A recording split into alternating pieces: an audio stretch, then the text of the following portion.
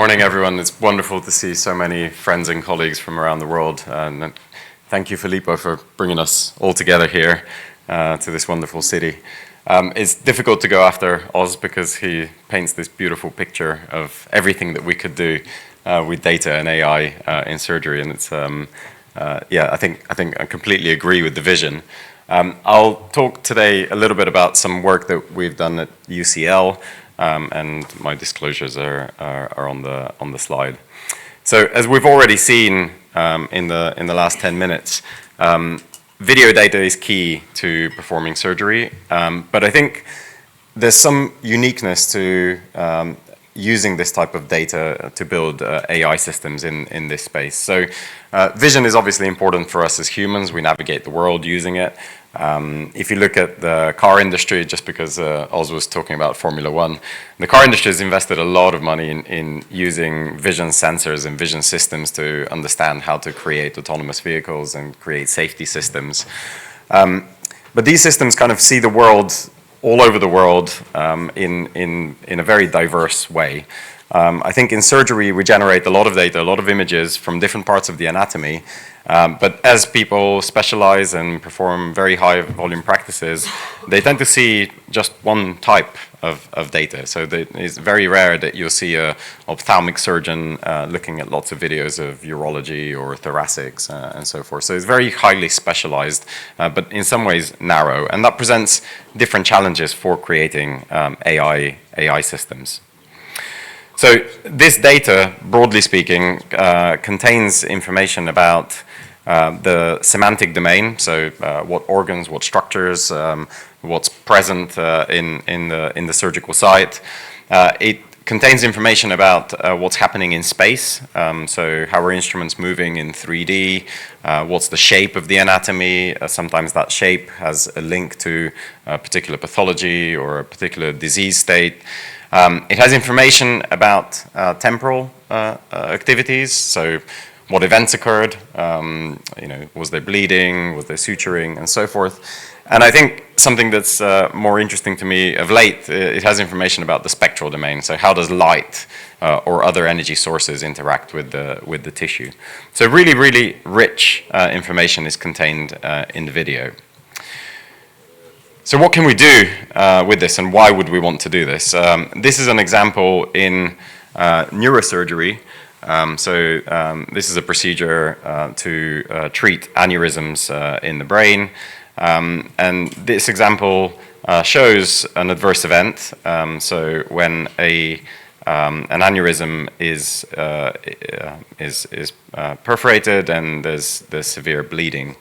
And so ideally we want to create systems that prevent risk like this, so that somehow facilitate the detection of this event or preempt this from happening, flag it to the surgeon, and in some way enhance patient safety.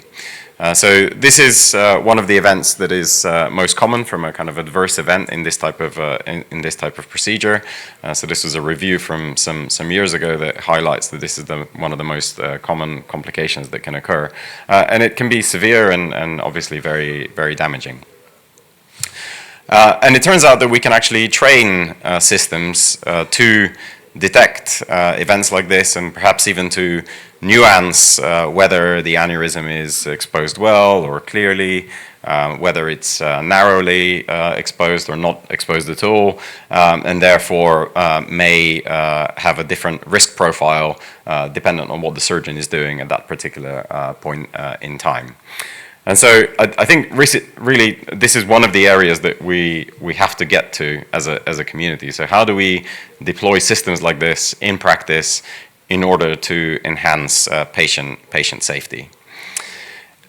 And if we do, I think the evidence is beginning to grow that there will be an improvement in patient safety, and there will be an improvement in the quality of lives of patients that are treated surgically.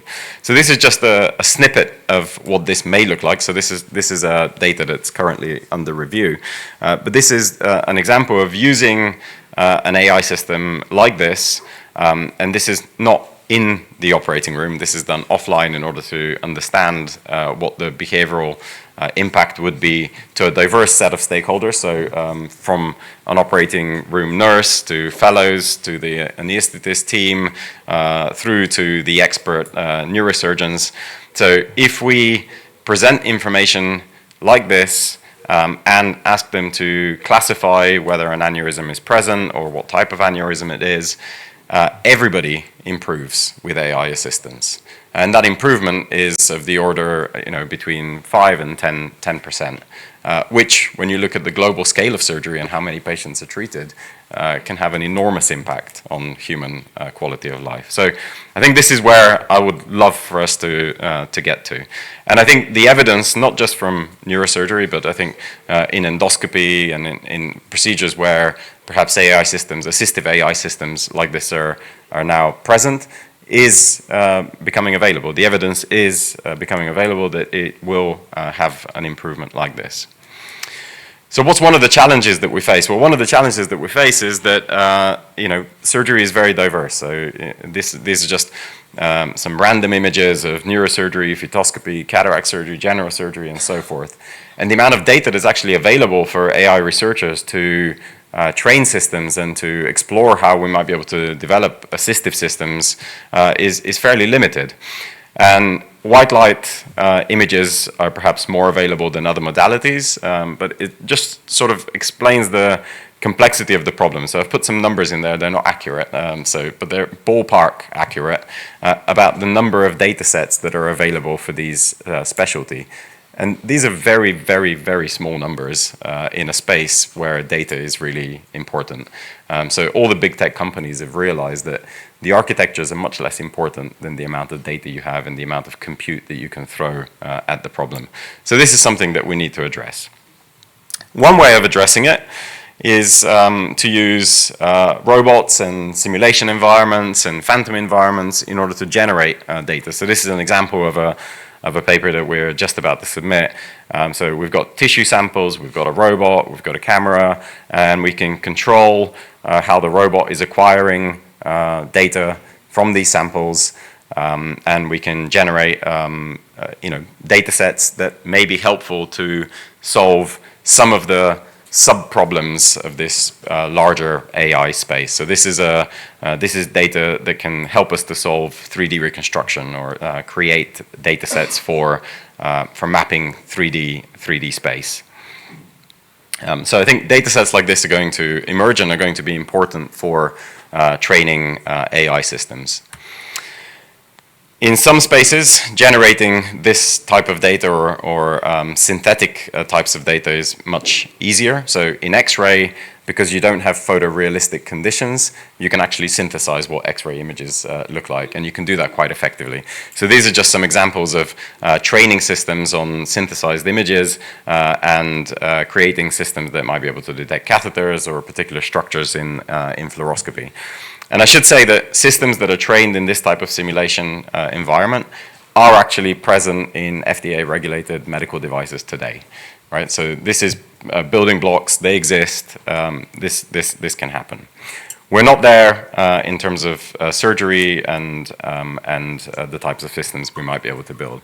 But this is an example of depth estimation. So this is an example of how we might be able to do reconstruction trained on pure simulation data and then adapted to endoscopic video. So you can see a depth estimator on the left running over the video feed in the middle and using a loss function that kind of uses GANs in order to be able to adapt from the simulation to the real environment. Another thing that I think has been quite interesting to explore is if we create a data set with some phantom objects and this type of constrained environment, or perhaps with a robot, can we potentially do something more with it? And so something we've been looking at is, can we create a data set, or in this case, use a data set that somebody else has created? So this is data created by Johns Hopkins, and then build a neural radiance field that allows us to change the illumination conditions, that allows us to change the way that the camera travels, that allows us to do some variation that is way beyond what exists in the data that we collected in the lab, and allows us to train systems that are able to infer that. And I think there's some promising results there. So this is an example of a nerf trained on this phantom data, and by incorporating some assumptions about where the light source is with respect to the camera, because usually the light source travels with the surgical camera. It's not an ambient illumination. We can get to nerfs that can actually allow us to scale up the amount of data that we're able to generate. So these are just examples of how this might play out in different scenarios. And I think what was really interesting in working with nerfs like this is that in addition to generating and upscaling the way that the camera travels or the type of trajectory that you might have, by creating this network of coefficients of how light travels within the scene, you can also start changing the way that the light is behaving. You can change where the light is. You can change a lot of conditions that you didn't have when you were generating the data set. And I think this is actually really interesting from a computer science perspective, from an engineering perspective, in terms of what we might be able to do with systems and with models created in this way. So I hope I've given you a perspective of some things that I think we need to do: grow the data, find ways of efficiently using the data that we've got and potentially upscaling it. When we do that, I think we'll get to better safety systems and enhance the way that we're able to perform surgery and use AI in surgery. I'd like to thank my team and thank you all, and look forward to the rest of the day.